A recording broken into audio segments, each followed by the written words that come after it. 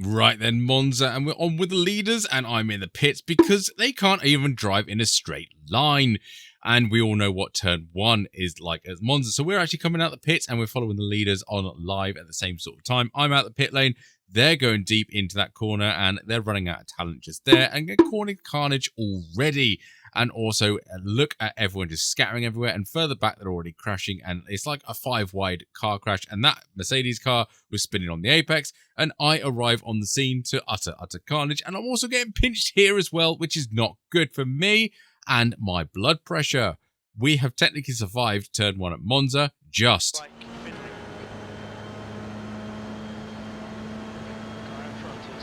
Monza be Monza. It does indeed. Everyone loses their brains, and they've got about 3 brain cells between them, and they forget how to race.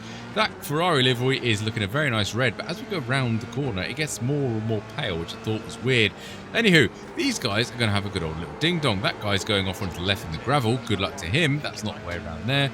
And we're coming around the second Lesmo right now. You see what I mean? That shader is not right, is it? It looks like a white car now. But anyway, those 2 guys are going to go too wide through Ascari, which is a real pain in the rear because look at the gap ahead of, where is it? Seb up there.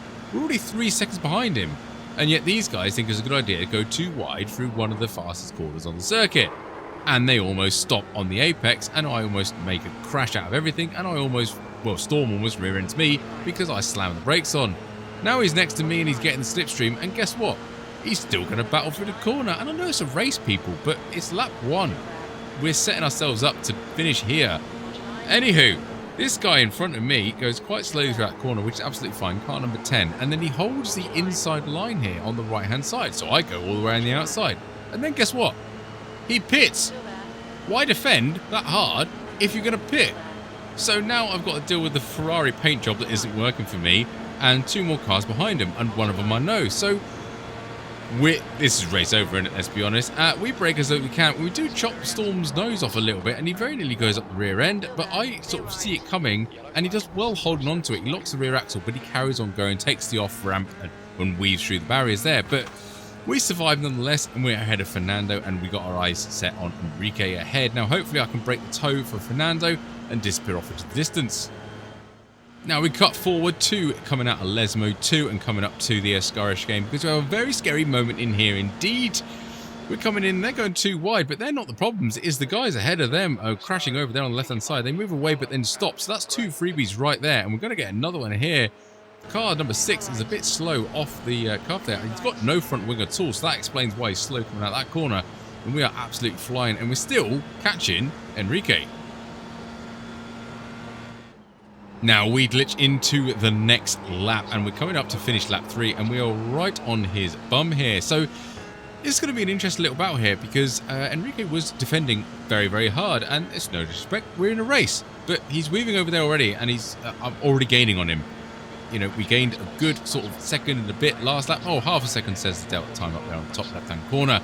So I'm being sensible. We're not going to battle. I want to keep going forward and basically trying to overtake him down this start-finish straight, because I think that's the best chance, because you can go through the chicane quite well, as the one I just came through, and this isn't really a long enough straight to get into an attacking position at the next chicane. So then you've got the Lesmo 2s to run away, and hopefully that is the most efficient way to overtake. So we're way off here, but he's kind of defending. We're not even going to go for this. We're just getting out the way of the slipstream so we're not right up his jacksie.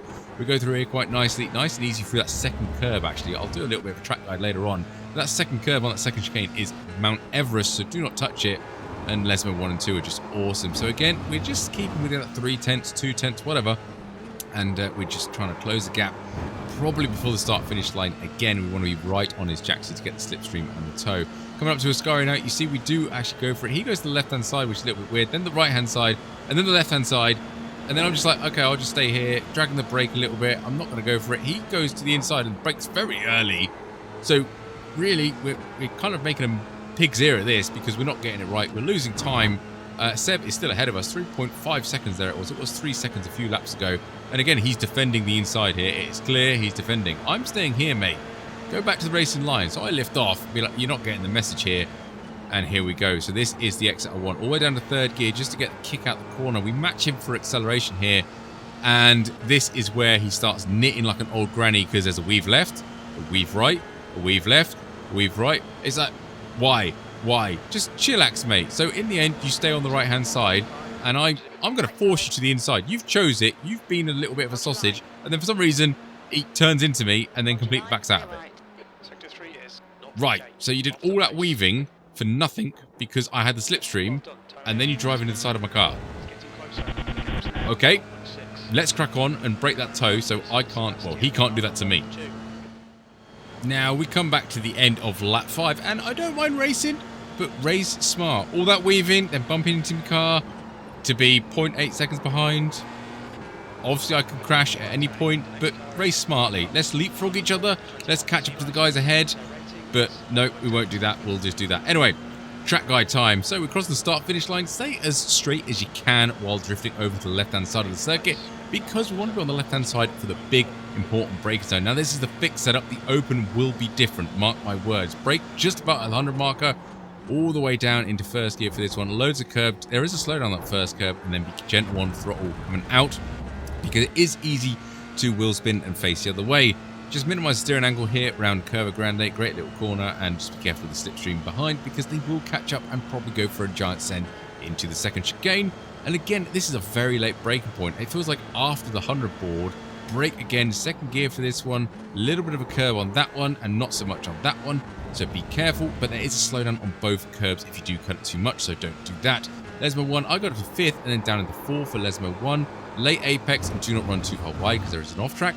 Up to 5th again, and then at the 50 marker down to 4th. A little bit of a cheeky tickle on the apex curb, and then a little bit of drift wide onto the exit curb. Again, there is an off track on there. If you get the first Lesmo 1 off track, make sure you go wide at Lesmo 2, just to really make sure you make full use of that 1x. We've got 17 to use them, so may as well use a tactical off track. Anyway, Ascari, before the 50 marker, down 2 gears, a little bit of curb, hold this curb gently, and then make sure you're all full throttle through this one. Again, don't run too far wide on either curb, because there's sausage curbs that will take you off, and there is an off track out on the exit of that one, a complex anyway, so be careful for that one. Coming down now to Parabolica, we're braking just at the end of the green tarmacy stuff there, down 2 gears all the way down to 4th. You can take 3rd if the tires are cold, but try and hold this around here and then try and cut the car back, but don't wrestle the steering around. You want the car nice and straight as best you can.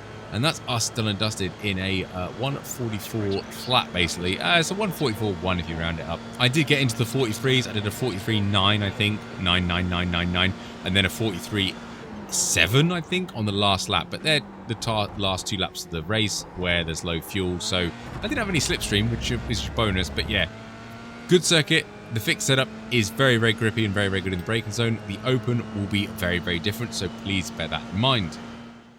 We cut forward a couple of laps now to lap number 8, and we've caught up with Marcos. Now, I was on the radio with Seb and Storm, and Marcos gave Seb a little bit of a hard time, so I'm expecting it here. So at the moment, I'm in data gathering mode. I'm seeing where I'm faster, I'm seeing where I can run away, and clearly his exits need a little bit of work there, a lot of wheel spin, so make sure you're smooth on the application of throttle coming out of the corner. It really does help. So again, all we're doing is just seeing where I'm gaining a lot of time, because that's where I want to do the overtake before that, and then hopefully I can run away. So that'd be my idea here. So we're just, again, braking nice and late as we dare, and we're getting a good chunk of time there. Can we get up the exit as well? We're at 0.3, and it went up to 0.4 there, but it's still 0.3. It's like, okay, we've got good braking into the second chicane.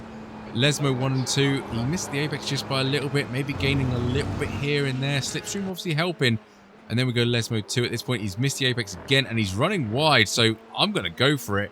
And we're going to see if he's smart. So let's have a look. He is side by side with us at this point, and he does lift off. I got good momentum, and I am pulling away from him. At this point, I thought he was going to keep his nose in there, but again, smart driving from Marcos here. He's being intelligent. Let's not lose time from here. Let's move forward. And unfortunately, he gets another little drift there, and that enables me to run away. So I'm disappointed that I couldn't drag Marcos with me, but I'm also very, very happy that I broke the toe. Now we cut forward a fair chunk. We're on lap 13 here, and Seb and whoever they are, Max ahead, and car 11, because I can't say his name. Oh, Max, what happened, mate? Oh, you poor little sausage. Basically, I was going to say they've had a really, really good little battle, and Max had a bit of a whoopsie there. Let's go have a look at it. Now we are coming up. We're on board with Max, and he was doing really, really well. He's getting like 100 in 4th, I think it was. And we just go a little bit too close to those sausage curves, gets a spin on. He locks everything up, carries on going in a straight line, and very sensibly stays to the left as I come flying through there. Very, very well done to Max to keep control of that car and also be aware that I was going through at some pretty fast speed, which I probably should slow down a little bit. But yeah, disappointing for Max, but he's still getting 73 and 7th. That gives us P6, and a bit of a spoiler alert, that was us, done at us for the whole race. So that is basically race over. Finished P6, so pit lane to 6. Who else finishes in P6? Super GT? Yeah, I'll take that. Yeah, he doesn't suffer from the pit lane, but, you know, still, I'll take that as a win. Really, really enjoyed this race despite all the shenanigans that happened. Would like to do this again on live streams on Wednesday and Friday because F3 around here is completely nuts. Don't know if I'll probably qualify or not because we all know what turn 1 is like. But yeah, that's us across the line, so thank you very much for watching. I will catch you on the next one.